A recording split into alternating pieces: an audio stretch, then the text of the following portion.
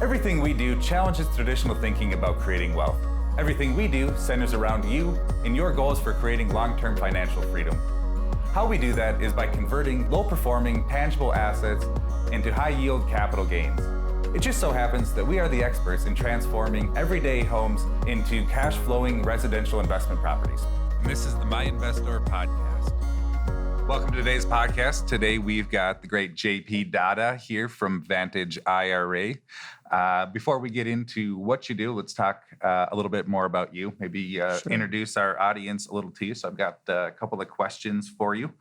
We'll start off with, if you won the biggest lottery in history, what's one thing you would do? Well, I believe in creating experiences for people that I care about. So I think, I think I would probably take a big chunk of cash and I would probably create some sort of once-in-a-lifetime experience that many people that I love would be able to experience. So one of the ideas that I had would be to rent a mega yacht and to basically take it out, around the Mediterranean Sea for about a month, and then have different friends of mine fly in and jump on it for about a week or so to enjoy it with me and just kind of cruise around and just have fun and maybe do a little party, maybe do a little drinking, maybe do a little dancing, just basically check out the world, but also do it in a 200-foot mega yacht. Sounds pretty fun. That wouldn't be terrible. I have a similar goal in life. I'd love to live on the ocean. I'm a big scuba diver, so that would be great. We'll have to hook up in the Mediterranean. So how did we meet? I always like to talk about and highlight the importance of networking and building your community. So JP both met through the Entrepreneur Organization, great organization. I highly recommend it for any entrepreneurs out there. And JP was a former president of EO and been fortunate enough to get to know him through such a great organization. Yeah, so I think with like any community, right, you look for like-minded people who can help you learn and grow, which is what EO is all about. The Entrepreneurs Organization is a global organization. It's got over 13,000 members, and in our chapter here in Arizona, we have about 170. And it's ultimately a community of contributors. So I think the unique thing about EO is that it's not about networking, actually, right? It's about just less about business and really trying to connect with people who maybe share your passion for business, but also can learn from each other's experience. And you meet great entrepreneurs like you, and then ultimately, it's about trying to see how you can learn together, grow together, and collaborate. Yeah, absolutely, fantastic organization. I've been in it for about 5 years now. I think I'm going on 10. On 10. Yeah, so. Congratulations. almost a veteran. Right, yeah. Getting that plaque next year. Huh? That's right. Well, great. So on that note, who's been your most influential mentor, and what's maybe one thing that they've shared that's been profound for you? Honestly, I think I'd have to say my father. Unfortunately, he passed on Friday. Oh, I'm sorry to hear that. But I think as I reflect back and about a mentor or someone that's ultimately, there to guide you, I had the privilege and the honor of having a wonderful father who really spent most of his time teaching me lessons. Not every single one of them had what I call a bow on it, and was really nice and pretty. Some of them you learn the hard way, but I think those are the more impactful mentors in someone's life, is someone who's going to make you get uncomfortable and challenge you. And I think, my dad really was trying to make me an independent, grown up and then a self-reliant person. And I think one of the most important lessons he taught me, he was a cardiologist, a doctor. And so obviously growing up, we had a lot of, I would call passionate interactions regarding the amount of time that I got to spend with him, quality time. Because his call to serve and to take care of his patients was at the highest level. When you're a cardiologist, you're saving people's lives all the time. You're talking. You're working on the most important organ that we all have, and that was a hard thing for me to ultimately try to understand. The younger I was, but one of the things he taught me was ask her regarding business. He said, he sat me down. I was probably 14 years old or so. And he walked me through the fact that, he owned his job, I guess is the best way I can describe it. He was someone that I'm a doctor. I make a great living. I get paid well for what I do, the specialty that I have and the expertise. But if I'm not at work, I don't get paid. He had to do procedures and do, hospitals, visits and patients, et cetera. And so he said, whatever you decide to do in life, seek a career in which you can make money and not be at work. And so I became an entrepreneur. Very nice. Very nice. So I really have him to thank for that lesson. And as we shared some time, obviously some time recently, he got diagnosed with stage 4 pancreatic cancer about 2.5 months ago. And I was able to take the time, to really go out there and spend some quality time with him. And so I think that was one of the biggest, probably one of the prouder moments for me, was to be able to be there with him, knowing that my business was being taken care of, knowing that I was able to prioritize my quality time with him, and ultimately have him feel that I had listened to his lesson and was able to execute it. I mean, it took me 20 years to do it, but it was a pretty proud moment. No, that's great. It's awesome you're able to spend the time with. I lost my father 2.5 years ago. So tough journey. It's tough, and I won't get into this podcast, but it was a reason. Yeah, I don't mean to make it a doubt. Yeah, that certainly didn't mean to make it negative answer, but he's definitely the best mentor I've ever had. Oh, that's great. That's awesome. So a couple other questions here. Sure. Where, since no one's really from Arizona in this state here, I'm also not. Where are you from? I'm not even from this country, Donovan. Oh, so I'm originally from Guatemala. Born in Guatemala as the rest of my family. But my dad, being a doctor, he moved us to the United States when I was 8 years old, and then lived in Ohio, is where he kind of settled in. And then my parents got separated, went to Santa Fe, New Mexico with my mom, and I ended up at the University of Arizona. But as far as high school mascots go, in Santa Fe, we were the Mighty Blue Griffins. Okay. So, we try to I don't know if it's fly over a lot of people, or I don't know. They're very unique creatures. These griffins. They're not things that you see every single day. So it's pretty interesting. Yeah, you got points for uniqueness there. So I'm playing a little game with all of my guests that come on. I'm from Minnetonka, Minnesota. I'm a Minnetonka skipper. So we're trying to see who can come up with a less intimidating mascot than the skipper here. So we've got skippers versus blue griffins. So I don't know. I think I went on the. Well, you got the less intimidating one for sure.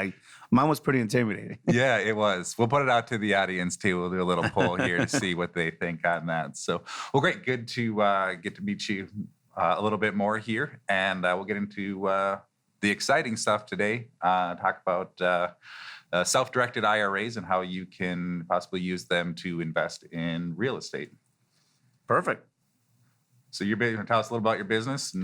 Absolutely. Well, I think most of your audience probably understands what a retirement account is. An IRA or 401ks are probably the most popular in the United States. About 70% of the population in the U.S. has a retirement account. About 40% of households have an IRA, typically funded through a rollover from a 401k.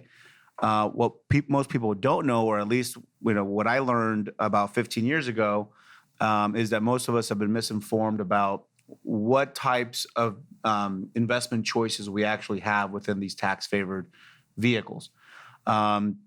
Most of us set up accounts at what I would call a traditional financial services company, a brokerage, Fidelity, an E-Trade, something like that. And those companies are in the business of selling, of course, financial products and providing financial advice. And one of the things that's really interesting is that they actually restrict their account holders and their clients to the stock market-based products that they are in the business of selling and advising on. Most Americans don't know that, ever since these accounts were actually created by the government, which was back in 1974, that we could practically invest in anything we want within these types of vehicles. A retirement account, an individual retirement account is nothing more than an actual trust. So if you actually look at the definition of an IRA in the code, it means a trust. It's created, obviously, in the United States for the exclusive benefit of an individual. And ultimately, the government wanted to create a vehicle that incentivized Americans to save for their own financial future, right? You know about Social Security and things that are more government-run income streams for Americans. Throughout history, especially, kind of early on in the 20s, 30s, pioneers, entrepreneurs like Henry Ford, really drove this concept of a pension, which is what's called a defined benefit plan. And, as those plans evolved, what ended up happening is the responsibility of who is making decisions and ultimately who is responsible for contributing into these accounts shifted from defined benefit plans where the government's putting money away for you, right? A pension where, if you work here for a certain amount of time, Donovan, and we're going to give you, you'll be able to grow this fund and we're going to invest it for you. And then you're going to have this income stream upon retirement. Well, that didn't quite work as planned for a lot of pension funds, including Social Security, by the way. As you could probably hear in the news, there's a lot of concern about whether or not there's enough money to fund people's futures. And so the government created what are known as defined contribution plans, and 401ks and IRAs are in that category. But ultimately, a self-directed IRA is really not different from a structure than any of the IRAs that are available at any of the financial companies or custodians that offer this type of plan. The reason they're marketed as self-directed is really to give, through its name, the education to the person who's ultimately in control of the decision on where you invest your money. But when companies like mine, like Vantage, went to market, we felt that it was important to, even though the rules are the same, the contributions are the same, what was really different was what your investment choices are within the types of accounts that we offer. So there's still traditional IRAs, Roth IRAs, simple IRAs, SEP IRAs.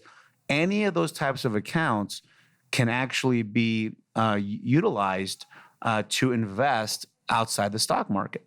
So we really needed kind of more of a marketing term, to be quite honest, to kind of illustrate to people like, hey, when you contribute to these accounts, the account holder has the ultimate decision on where they want to direct their money. Now, the company that you open up the account with can create their own policy and guidelines around what types of assets they're willing to hold for you, right? So a custodian, which is what Vantage is ultimately a company that is in the business of holding the assets for the benefit of that individual. And so we specialize in the custody, right? We hold solely alternative investments. And that's also a pretty broad stroke term to basically mean any investment that is not traditional or not in the stock market, because traditional investments, typically people believe that stock market-based investments are your traditional investments, right? When people think about investing, unfortunately, we talk about Main Street, most people think, oh, I got to buy a mutual fund, I got to buy a stock or a bond, and maybe you hire someone to help you. But I think there's a much larger amount of people that aren't comfortable with investing in the stock market. They find it confusing, they find it volatile and risky, and they would rather invest in things like real estate, right? And so when I learned, I was a financial advisor coming out of college, and for the first 6 years of my career, I was an independent registered investment advisor, and had been trained, by a Fortune 100 company, and basically had never been told that these accounts could be invested in any other things except the products that I was licensed to sell. And when I learned, I was trying to solve something for a client. He came to me, right, 52-year-old client, high net worth, and said, I would like to invest in real estate with my IRA money. And he had about $1 million in there. And, I'm the advisor, right? And I'm like, well, I'm sorry, you can't do that. Because I've been told and taught and, with a high degree of confidence believed that you could not invest directly into real estate and actually anything besides these stock market-based investment options. And so I told him what I believe to be the truth, which is you can't, you're 52. I'm not going to suggest that you pull $250,000 out of your IRA at age 52, pay ordinary income taxes on it, pay a 10% penalty for the early distribution of taking that money out early, right? Because you're supposed to wait until you're 59 and a half to take money out of your retirement account without penalty. And so I said, sorry, this is not a good idea. And he, luckily, was stubborn enough to continue to tell me that he wasn't going to accept that answer and that he felt that I should, keep researching and there had to be a way of doing this. And how could it be that, they have all this money in these accounts and he couldn't invest in real estate? And it took me 3 months. And I had this serendipitous lunch with this attorney in town that I was also building a relationship with, who was helping me with other clients. And I was simply sharing with him a little bit of my client stubbornness. I was kind of saying, hey, this is got this guy, he won't, kind of calm down. He's really pushing to get something done that I really don't think is good for him.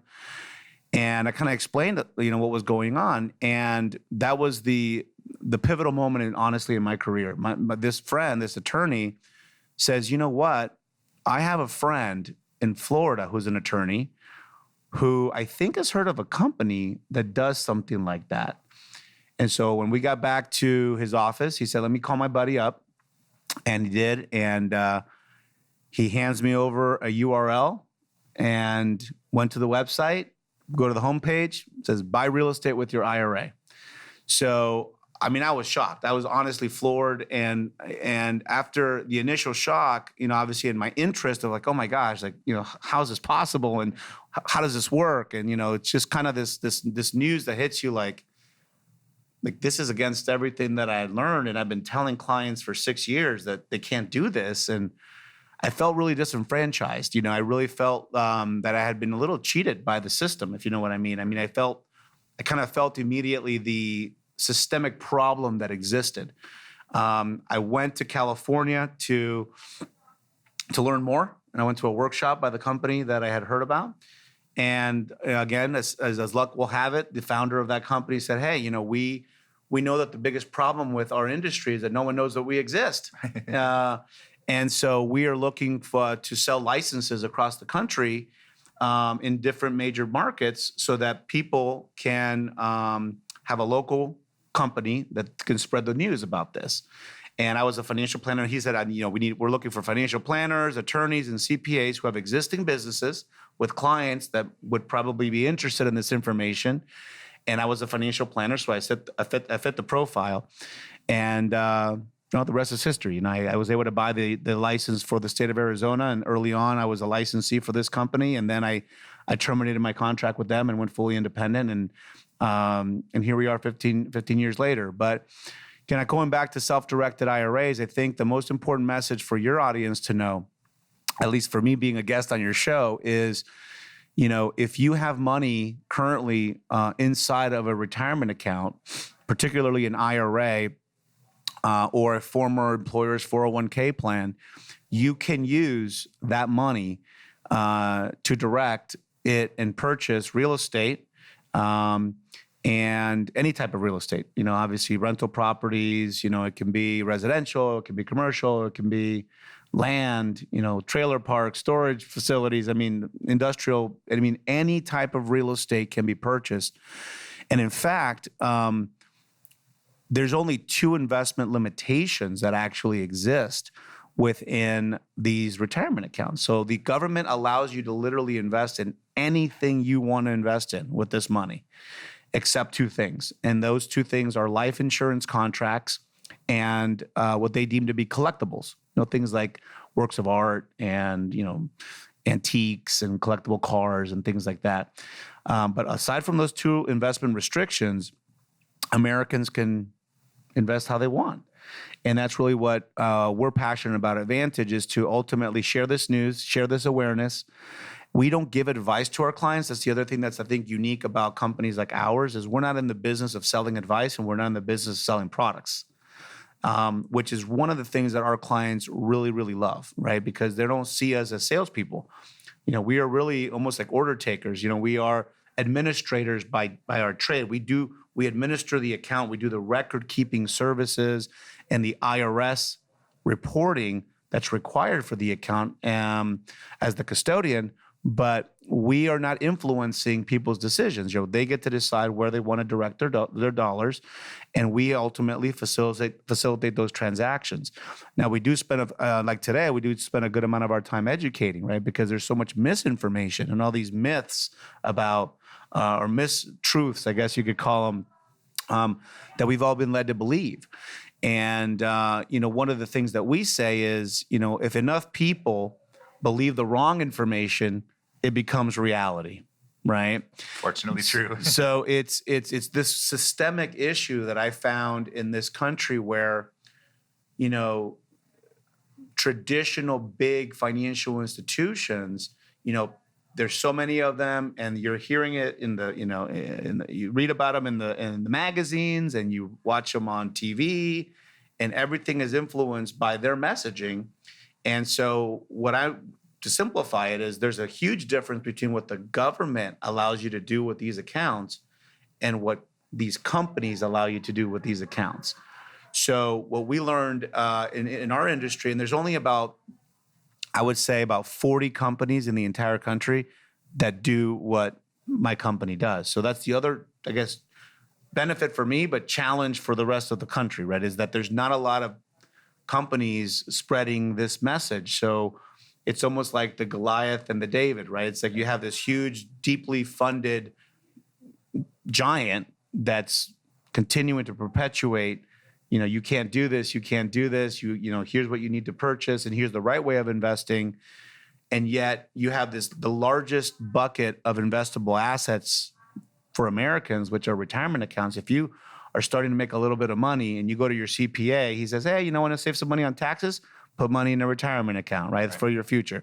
You go to a financial planner and you say, hey, I'm thinking about, financial independence. Well, first thing you need to do if you have any extra money is put it in a retirement account, right? So the majority of us, when you think about where their buckets of savings are, the smart investor is going to say, okay, I'm going to try to maximize my retirement account and the contribution. And, if I'm able to tap the maximum there, then I can maybe invest in other places. But you have people that, again, if they've perpetuated that behavior and they've put money in those vehicles and they've only been restricted to the stock market in their head or by what they've been told, there's many times a lot of disenfranchised investors out there, and a lot of them are not putting money into these accounts because of the belief that they can't invest in real estate and can't do other things that they'd rather do, feel more comfortable doing, and actually feel that will actually help them accomplish their goals. So our goal really is to share the truth, with folks, give them the option, empower them with this information, because life's about choices, right? I mean, you want to put your money, I think, our message is really money is personal. What Donovan thinks is the right investment is what feels right to you, what you can get your arms around, what you feel is going to get you the returns that you feel are necessary to accomplish your financial goals. And how much work you have to put into that is also part of people's decision making. And so many of our clients, even though I wouldn't call them that they're do-it-yourselfers, a good percentage of our clients are not do-it-yourselfers, even though they're self-directed, right? It's just they're wanting to make the decision into an asset class that is alternative to the stock market. And they're still looking for professionals such as yourself that are going to help them identify a good investment. But they're saying, if I can invest in real estate on a tax-deferred, or in many cases, if it's a Roth IRA, a tax-free vehicle, that's pretty powerful. And so The other thing that I think will probably be news to many of your audience is that IRAs and retirement accounts can be leveraged. In real estate, a lot of people make money by using leverage. So the same things you can do as far as the structure of a deal outside of a retirement account is the same type of structure that you can execute inside of an IRA or a retirement plan. So, for example, you can buy a property with cash. Like if you got enough money saved in your IRA and you have let's call it a $150,000, 3-bedroom, 2-bath that's flowing, that's giving you some good cash flow, you can pay for that property with your IRA with cash. Pretty simple. And I think that's kind of the default. People assume that that's the only way you can do it. But you can partner with other people. So you can use a portion. If you had an IRA, Donovan, and I had an IRA, and let's assume that you got $100,000 and I got $100,000 in my IRA, we could co-invest in a property together. Now we can do that directly, right? Like your IRA owns an undivided interest in the property, and my IRA owns an undivided interest in that property. Whatever percentage we decide to do it and pay for that property in cash if we want. Many of our clients, obviously, if they're co-investing, they're setting up entities, right, like LLCs, in which the IRA is the member of that LLC, and we could be co-managers if we want.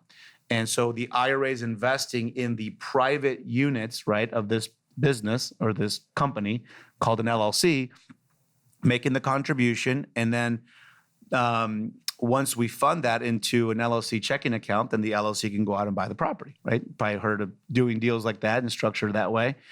And then lastly, leverage. So these accounts can obtain mortgages. And so you could use an IRA to put a down payment on a property and have a bank or a private lender lend your IRA money to close that deal. So that gives, I think, retirement savers the broadest way of structuring deals. And even though, my company doesn't help them structure it, we are there to help you understand. These are your options. If you don't have enough money to pay for the property within your individual retirement account, maybe find a partner, right? Or we have a list of resources of banks that lend to IRAs. And I think the only thing that's unique about the lending part is, the bank or the lender is lending to the entity, right? To the IRA, to the trust, if you will, not to the individual account holder who owns the IRA. So it's a unique type of loan. It's what's called a non-recourse loan. And I don't want to get too advanced with some of the education here, but it's just to let people know that all this is possible, right? You have choices within your IRAs. And if you're interested in learning a little bit more about how that works, then obviously the best thing to do is to contact a company like ours, go to some of our educational workshops, have one of our IRA specialists just walk you through the process. It's fairly simple. And try to find a deal. And so that's where you come in. That is what I specialize in. So great information. I think my big takeaway was we found something that the government is less restrictive on than private entities. So what's the date? We'll mark that one down here. It's interesting. So, and I'm one I'm not big on the stock market. There's so many factors that are out of my control that, I know control is an illusion. Little days of thunder there, but, having a real estate is something that, is tangible. You can see, you could touch, you could drive by it, and you can see it, appreciate it, and be able to have some of that control over it. So I've always heard, there was so many restrictions on using your IRA to invest in real estate, and it sounds like there maybe aren't a lot of them. Are there anything that does pop up? Or Yeah, that's a good question. So like I shared earlier, there's two kind of categories, right? There's what I call investment restrictions, which is what I just mentioned. Right? You cannot invest in life insurance contracts and collectible. The second is what I would call and simplify to people restrictions, okay? And what I mean by that is there's a term called a prohibited transaction. And so what the government, remember, if you look at an IRA as its own trust, its own retirement trust, right? And then you have you as an individual here. Those are two entities, okay? And what the government's trying to prevent with their prohibited transaction rules, which again, I won't bore you with all the details, but you can find them in Internal Revenue Code section 4975. And I do get a little bit technical because I think for a lot of people, when they hear me share this information, they're almost like, is this a loophole? Is this some too good to be true thing? Like, is this real? Okay. So I try to give them the code so that they understand, yes, it's absolutely real. And you can look it up, and I'm happy to share more with that. But the people restrictions, what the government doesn't want to allow account holders to do is what they call self-dealing, right? You can imagine if you have a tax-favored trust, a tax-favored vehicle, and then there's you. If you were able to do deals with yourself, you're probably going to cut yourself some really good deals, right? Let's assume like you buy a rental property outside of your retirement account, and let's assume you bought it for, $200,000. But you had the ability to then use your $100,000 Roth IRA, right? That's tax-free, and say, "Hey, Donovan, I'm going to buy that property from Donovan. Donovan's Roth IRA is going to buy this property from Donovan, the individual, for $100,000, right? I'm just going to, mark it down, whatever, and then all of a sudden, turn around and sell it to some other person for $200,000, which is probably what the property is worth." And make $100,000 tax-free, right? That sounds like a pretty cool deal, but the government's like, wait a second, these vehicles are meant to be for your financial future, but they're also tax income for the government, right? So, self-dealing really comes down to the IRS and the government making a list of people that they consider and define to be related to this retirement account. Right, so those are called related parties. Okay, so people like the account holder, right? If you're married, your spouse is considered a related party to your IRA account. Your children, your ascendants and descendants, so your bloodline children and grandchildren, and your parents and grandparents, right, are all considered related parties to your IRA, and their spouses as well. So there's almost like an up and down line of people that the government assumes like, hey, these are people you trust and probably people you can do, what I would call private deals or funny deals with. And so they want to prevent those types of transactions, right? Because they feel there's a disadvantage there. So as far as rules and things you can't do, it's not that it's that complicated, but as long as your IRA is not transacting with the people on that, what I would call the bad list, right? The naughty list, then you're pretty free to do whatever the heck you want. But if you're trying to do a deal with anybody on that naughty list, the government, is, if they audit you and kind of quote unquote catch you, right, they're going to find that to be what is called a prohibited transaction. And the penalty for that is ultimately that they take the full amount of the balance that it's in your IRA, regardless of what amount was used for this, bad, nasty transaction that you try to pull. But the entire account balance that's in there, they will just distribute it to you. So what does that mean to the account holder? It means taxes, right? As you get that distribution, let's say you have a $250,000 IRA that you did a prohibited transaction even for $10,000. The entire $250,000 is going to be distributed to you. And they're also going to charge you, aside from the ordinary income tax, they're going to charge you a 15% prohibited transaction penalty on top of it. So it's not like you're going to end up in jail, right? But you're going to pay. You're going to pay a large amount of taxes and penalties if you participate in what's known as a prohibited transaction. So I think as people begin to learn about the self-directed IRA, those advisors and people that are not that either in a position to get paid, okay, for promoting these things, then they're probably going to share, oh yeah, those things exist, but they're really complicated and they're really, you have to be really careful. Look, I mean, I always say the rules are as easy to be remembered as just don't do any business with your family.